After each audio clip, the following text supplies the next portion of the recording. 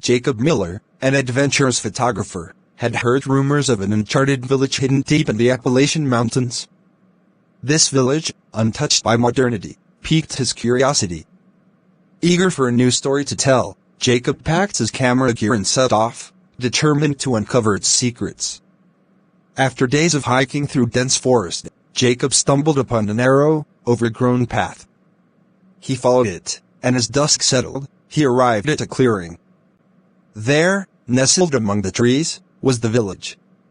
Wooden cottages, seemingly preserved in time, lined the cobblestone streets. A strange, eerie silence hung in the air, broken only by the occasional rustling of leaves. Jacob approached the first cottage, where an elderly woman sat on the porch, knitting. Her eyes widened in fear as she saw him. "You shouldn't be here," she whispered urgently. "Leave before it's too late." Ignoring her warning, Jacob ventured further into the village.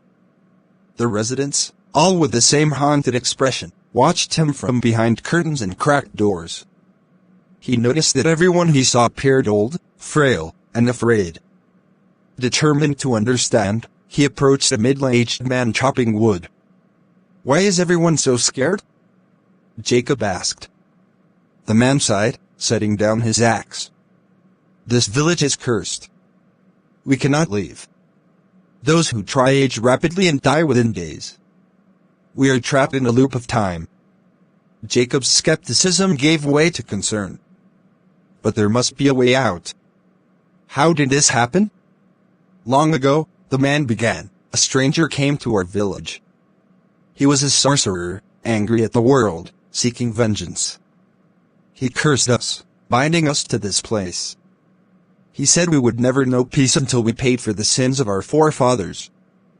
Determined to help, Jacob decided to document the village and its story, hoping that bringing their plight to the outside world might break the curse. As he photographed the villagers and recorded their tales, he noticed something alarming. His own reflection in the camera lens seemed to be aging. Panicked, Jacob confronted the village elder, an ancient woman with deep, sorrowful eyes. "How do I stop this?" he demanded.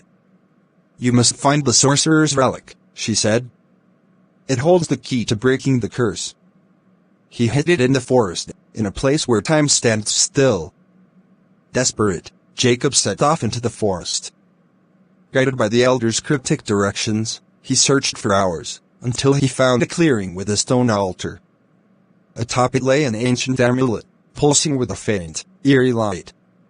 As he reached for the amulet, he heard whispers, warning him to turn back. Ignoring them, Jacob grabbed the relic. A blinding light enveloped him, and he felt himself being pulled through time and space. When he awoke, Jacob was back in the village, but something had changed. The villagers, once frail and fearful, now stood before him, vibrant and young. The curse had been lifted. Jacob, however, felt a strange sensation. Looking at his hands, he realized they were now wrinkled and aged. The village elder approached him, gratitude and sorrow in her eyes. "You have saved us, but at a great cost. The curse needed a soul to break it, and it chose yours." Accepting his fate, Jacob handed the elder his camera. "Tell the world our story," he said, his voice trembling with age. "Let them know what happened here." As he took his final breath, the villagers honored him, their savior. The forgotten village was forgotten no more, its tale spreading far and wide, a testament to the bravery of one man who gave everything to lift a terrible curse. And so, the village thrived, free from its dark past, while Jacob's story lived on, a reminder of sacrifice, courage, and the enduring power of hope.